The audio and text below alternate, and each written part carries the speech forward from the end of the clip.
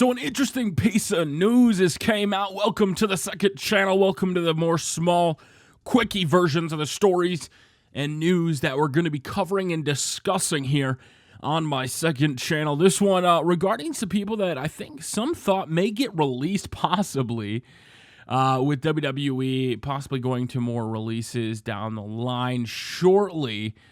The Social Outcasts will be starring in the Marine 5.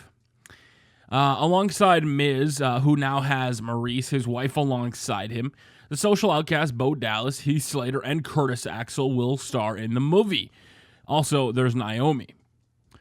Now, the Social Outcasts were kind of thrown together as this thing, and then some people started to cheer for them, and then WWE just did nothing with them. They were getting cheered a little bit, and then I think it all started to go downhill when Big Show took them all out. Now, they can be a comedy act, like instead of having one comedy person like a Santino Marella, you could have a whole group, such as the Social Outcasts, and I was fine with that. Originally, the founder, Heath Slater, was the one-man Southern rock band before his big roster push with the Nexus. He would go on to be in the Nexus, and the Nexus was a pretty dominant group for quite a while, and I liked the Nexus. I loved their theme song, We Are One. It was one of my favorite theme songs that WWE had at the time. And then eventually the Nexus broke up with the new Nexus. Heath Slater would move on to the Core, and I bought 2 Core shirts, which is actually kind of funny.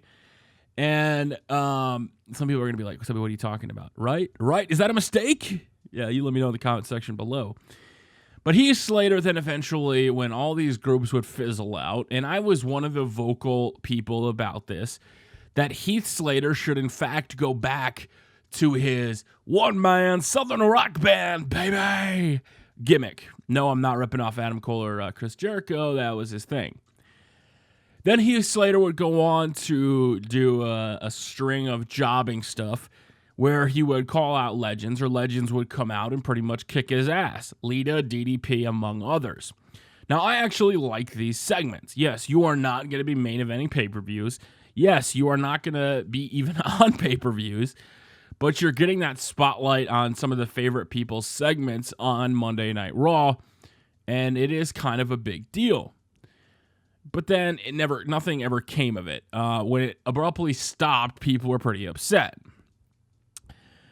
That's Heath Slater. Now he's where he's at now. He's the definition of a guy that, started off pretty hot, and then he kind of fizzled out, and then now WWE just doesn't ever know what to do with him.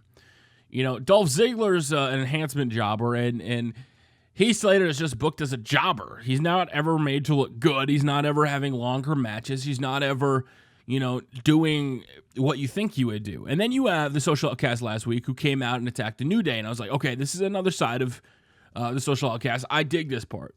And then it turned into the comedy spot with Heath Slater being so beat up, where they went to do the bow run around the ring, and he fell. And that spot was gold. I loved it, but nothing once again came from it. Now, we are only a couple weeks from that, but now we know they're in the Marine.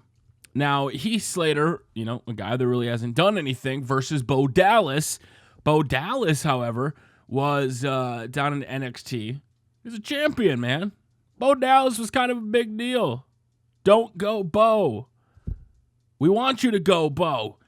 And everything that happened down in NXT when he was cheering and Bo was complaining about not, being there. And then he would fight his way back in. And then the crowd didn't want him. And then it was awesome. And then he gets called up to the main roster with the inspirational Bo Dallas gimmick, and it just didn't really pan out. And it sucks because Bo Dallas was actually pretty cool. But the running Bo Dog, some people never really got behind. Then you have Curtis Axel, I enjoyed. He had his run on Father's Day, and he won the Intercontinental Championship in that match with The Miz, where he pinned him during the submission.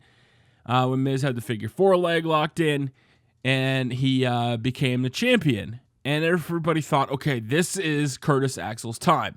What better way to honor his father's legacy than to have him win the title?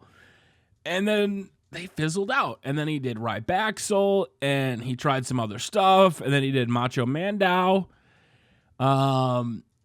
with Damian Sandow. Nothing ever came of that. And then you know what happened with Hulk Hogan being those racist statements getting released in the news, and then that killed that whole gimmick. So he's kind of been a string of bad luck for him, for Curtis Axel. Now, all three of these guys I thought might be, minus Bo Dallas because he's got family in the WWE. It'd be a little awkward to release him. I know they did it with Dolph Ziggler's brother. I'd be a little skeptical if they did. But what are they going to do with Social Outcasts, man? They're in a movie, so WWE is definitely not going to release them until at least the movie's over. They've promoted it, and the movie's been done. It's starting filming on the 31st, and it'll be interesting to see what'll happen, guys. So does this kind of keep the Social Outcasts safe from being released from the WWE for a while? Or is this just kind of one of those things that, hey, WWE let it be in a movie as a going away present? Let me know in the comment section below what you think about the Social Outcasts starring in the Marine 5. And does this protect them from getting released? Because some people had these guys on their list. I personally might have had Heath Slater on mine. Until next time, it's your boy Tubby.